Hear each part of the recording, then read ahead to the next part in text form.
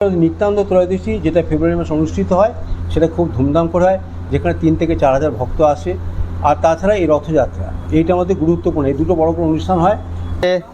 Jagannath kitchen, এটা বড় kitchen Asansol মন্দিরের। আর একটা আছে কিচেন আমাদের মন্দিরের নিচে, ওখানে মাতাজিরাও রান্না করেন, দুখানা কিচেন আছে। আপনারা যারা মন্দিরে আসছেন অবশ্যই আপনারা 10:30 থেকে 11টার মধ্যে মন্দিরের ফোন নম্বর আছে, ফোন নম্বর জানিয়ে আসবেন।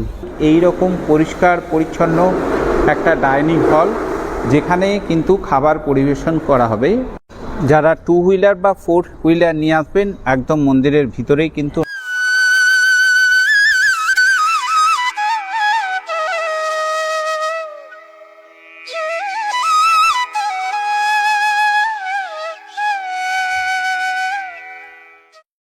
নমস্কার, 23শে জুলাই 2025 আজকের ভিডিও পর্বটা আমি শুরু করছি আসানসোল ইস্কন থেকে। আসানসোল ইস্কনে 2025-এ নতুন কি পরিবর্তন এসছে। গত 1.5 বছর আগে আমি একটা ভিডিও করেছিলাম, আপনারা খুব ভালোবাসা দিয়েছেন, তাই ভাবলাম যে আসানসোল ইস্কনটা আজকের এই ভিডিও পর্বে আপনাদের সামনে তুলে ধরার চেষ্টা করছি। তো এই ইস্কন আপনারা কিভাবে আসবেন, ভোগ প্রসাদ কীভাবে পাবেন, থাকার কি ব্যবস্থা রয়েছে, এই নিয়ে A to Z ইনফরমেশন আজকে আপনাদের জন্য নিয়ে এসেছি।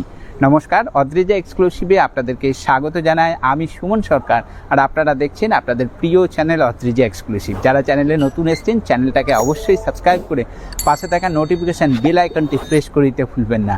আর যারা পুরনো বন্ধু রয়েছেন আমার, অবশ্যই তাদেরকে অসংখ্য ধন্যবাদ। তো চলুন আজকের পর্বটা এখান থেকে শুরু করি। এই যে সোজা যে রাস্তাটা, এই সোজা রাস্তাটা চলে যাচ্ছে একদম 2 কিলোমিটার এগিয়ে জুবিলি মোড়, আর ঠিক তার ডান দিকে যদি আপনি বেঁকে যান তাহলে চলে যাবে একদম আসানসোল বাস স্ট্যান্ডের দিকে। গাড়ুই ভিলেজ ইস্কন মন্দির, আসানসোল বাস স্ট্যান্ড থেকে আপনি যদি আসেন 20 টাকা ভাড়া নেবে, অটো ভাড়া নেবে 20 টাকা। টোটো অটো যা পাবেন চলে আসবেন, বলবেন আসানসোল ইস্কন যাব। আর আপনারা যদি আসানসোল রেলওয়ে স্টেশন থেকে যান তাহলে 30 টাকা নেবে। আপনারা এই আসানসোল ইস্কন মন্দির গাড়ুই ভিলেজের কাছে এখানটায় পৌঁছে যেতে পারবেন। এই যে পুরো পরিসরটা দেখছেন, এই পুরো পরিসর জুড়েই কিন্তু আসানসোল ইস্কনের বিস্তৃতি। আর এই যে বিল্ডিং দেখছেন, এটা হচ্ছে একদিকে একদম দুটো পরপর উপরতলা, দ্বিতীয় এবং তৃতীয় তল যেটা রয়েছে সেটা ভক্ত নিবাসের কাজ চলছে, আপনাদেরকে দেখালাম। আর নিচের এখানটাতে একদিকে রয়েছে আপনার খাওয়া দাওয়ার ব্যবস্থা, অর্থাৎ ভোজন গ্রহণ কেন্দ্র, আর এই দিকটাতে রয়েছে আপনার গিফট সেন্টার। ঠিক এই পাশে রয়েছে রন্ধনশালা, আর এই দিকটা পুরোটা, এইটা হচ্ছে মেন মন্দির পরিসর, পুরোটাই আপনাদেরকে ঘুরিয়ে দেখাবো। এটা নৃসিংহদেব মঞ্চ, এবং এই যে জায়গাটা দেখতে পাচ্ছেন, রথযাত্রার সময় কিন্তু প্রচুর ভক্তের, কিন্তু লাখ লাখ ভক্তের সমাগম হয়। আর এইখানেই কিন্তু জগন্নাথ দেবের কিন্তু যাত্রা শুরু হয়। রথযাত্রার দিন প্রচুর ভক্তের সমাগম হয়। আপনাদেরকে দেখিয়ে দিই একবার এই নৃসিংহদেব মঞ্চ, নতুন এই শেড করা হয়েছে, ঠিক আছে। আর এই হলো প্রধান মন্দির চত্বর। চলুন ভিতরটা দেখাবো আপনাদের। যারা 2 হুইলার বা 4 হুইলার নিয়ে আসবেন একদম মন্দিরের ভিতরেই কিন্তু নিঃশুল্ক একদম পার্কিং দেখতেই পাচ্ছেন, খুব সুন্দর। আর এই দিকটাতে রয়েছে দেখতে পাচ্ছি ঠান্ডা পানীয় জলের ব্যবস্থা রয়েছে, এখানটাতে রয়েছে। আবার ভিতরেও কিন্তু একদম মিনারেল ওয়াটারের ব্যবস্থা রয়েছে। আর এই হলো পুরো মন্দির চত্বরটা। এই মুহূর্তে আমি চলে এসেছি আসানসোলের ইস্কন মন্দিরের একদম ভিতরে যে পরিসর রয়েছে সেখানে চলে এসেছি। চলুন মন্দিরে উপরে যাই, আর জগন্নাথ দেবের দর্শন তো করাবো, সাথে প্রভুজির সাথে কথা বলে এখানকার মন্দির সম্পর্কে যাবতীয় সমস্ত ইনফরমেশন আপনাদেরকে দেওয়ার চেষ্টা করছি। তো সাথে থাকবেন অবশ্যই।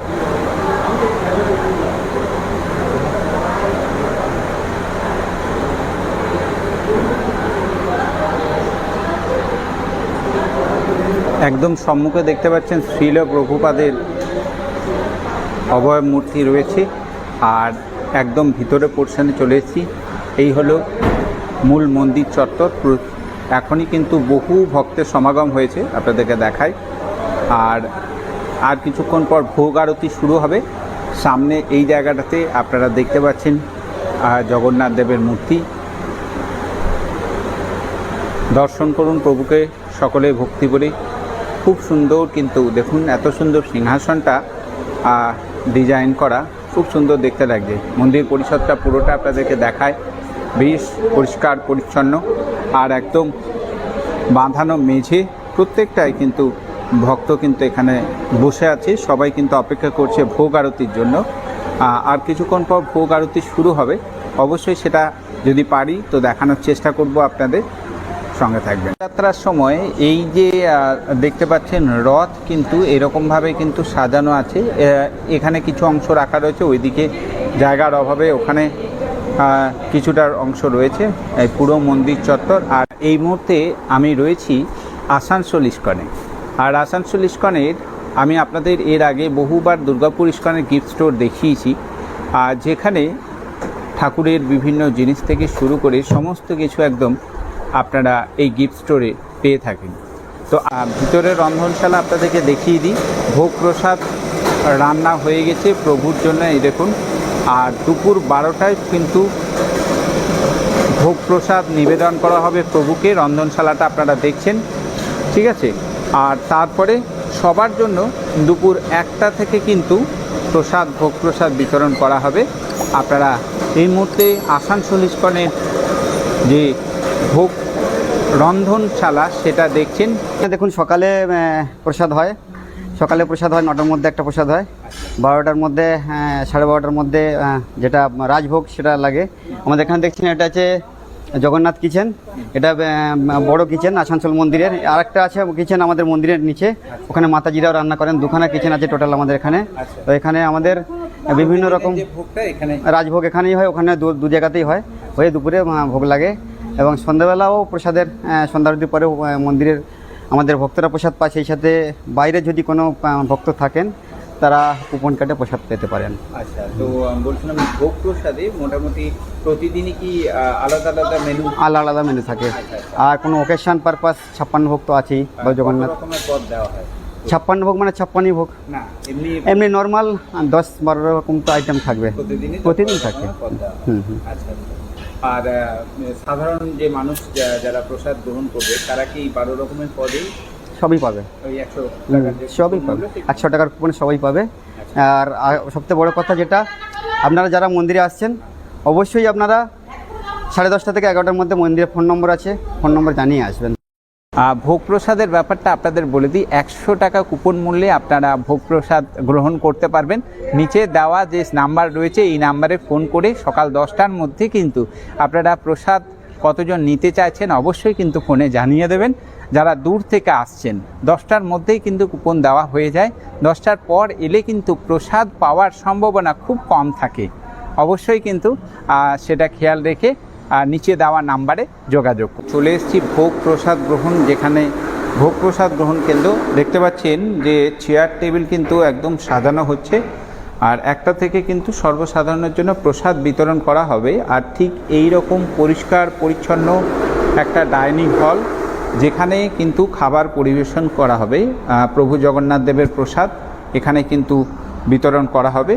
কুপন ডিটেলস আপনাদেরকে সবটাই জানাবো। তার আগে এই ডাইনিং হলটা আপনাদেরকে একবার ঘুরিয়ে দেখিয়ে দিই। দুপুরে 1টা থেকে না, 1টার পর, ঠিক আছে।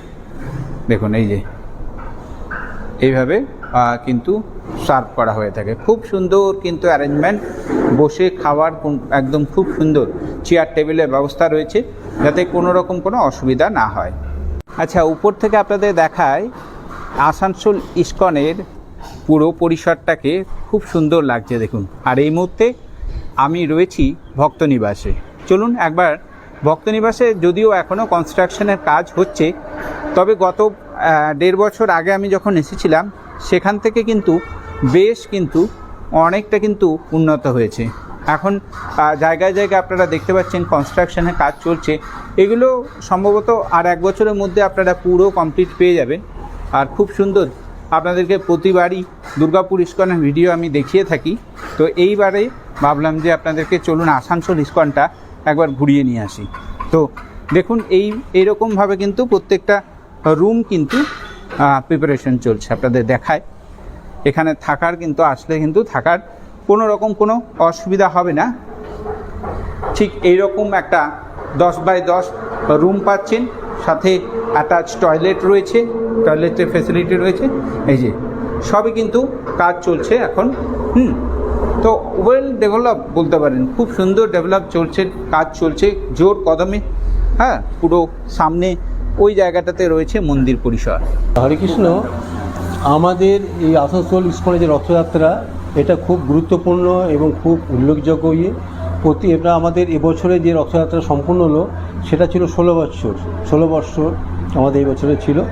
এবং এই রথযাত্রা আসানসোলে মোটামুটি আঞ্চলিক মহানগরীতে বিশেষ করে ইস্কনের একটি বড়, অন্যান্য রথ আরও হয়, তার মধ্যে বিশেষ করে আমাদের ইস্কনের শোভাযাত্রা খুব বড় করে করা হয় এবং এটা সকলেই সর্বজন বিদিত। আর এই রথযাত্রা আমাদের এই যে এখন বর্তমানে যে আমরা গাড়িতে রয়েছি, কিন্তু এই রথযাত্রা শুরু হয় আমাদের পুরনো যে মন্দির বুধা ময়দান যেটা বলা হয়, আমাদের বুধা, যেটা আমাদের ওই প্রথম থেকে যেখান থেকে চলে আসছে সেখান থেকে রথ আমাদের বেরোয় এবং সেই রথ গোটা আসানসোল শহর পরিক্রমা করে সেই রথ আমাদের ওখানে গুন্ডিচা মন্দির ওই বুধা মাঠেই ওটা উদযাপিত হয়। এবং 9 দিন ধরে আমাদের ওখানে বিশেষ আয়োজন করা, বিশেষ মেলার আয়োজন থাকে, অনেক সাংস্কৃতিক অনুষ্ঠান, অনেক আরও অন্যান্য প্রোগ্রাম করা হয়ে থাকে এবং প্রতিদিন 3 থেকে 4 হাজার লোকের ফ্রি প্রসাদের ব্যবস্থা করা হয়ে থাকে প্রতিদিন, এবং অনেক রকম কালচারাল প্রোগ্রাম থাকে এবং খুব জাঁকজমকপূর্ণভাবে রথযাত্রা আমাদের অনুষ্ঠান পালিত হয়। আর আরেকটি জিনিস, আসানসোল ইস্কনে কী কী অনুষ্ঠান পালন করা হয়?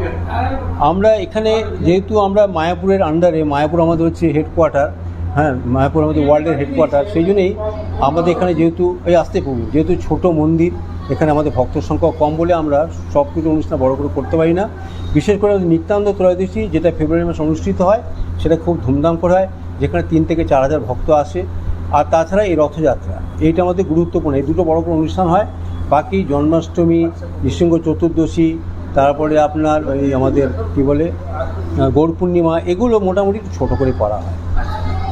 তো আশা করছি আজকের এই ভিডিও পর্বটি আপনাদের বেশ ভালো লেগেছে, ইনফরমেটিভ লেগেছে। যদি ভালো লাগে, ইনফরমেটিভ লাগে, ভিডিওটাতে লাইক করবেন, আপনাদের মূল্যবান মতামত কমেন্টে জানাবেন, আর অবশ্যই বেশি বেশি সংখ্যক মানুষের সাথে শেয়ার করে দেবেন, যাতে বাড়িতে বসে গুরুজনেরা আমার এই ভিডিওর মাধ্যমে এই ভালো ভালো মন্দিরগুলো দর্শন করার সুযোগ পেয়ে থাকে। তো চলুন, খুব শীঘ্রই দেখা হচ্ছে আরও একটা নতুন মন্দির নিয়ে। ততক্ষণের জন্য সকলে ভালো থাকবেন, সুস্থ থাকবেন, আর অবশ্যই কিন্তু দেখতে থাকবেন অদ্রিজা এক্সক্লুসিভ।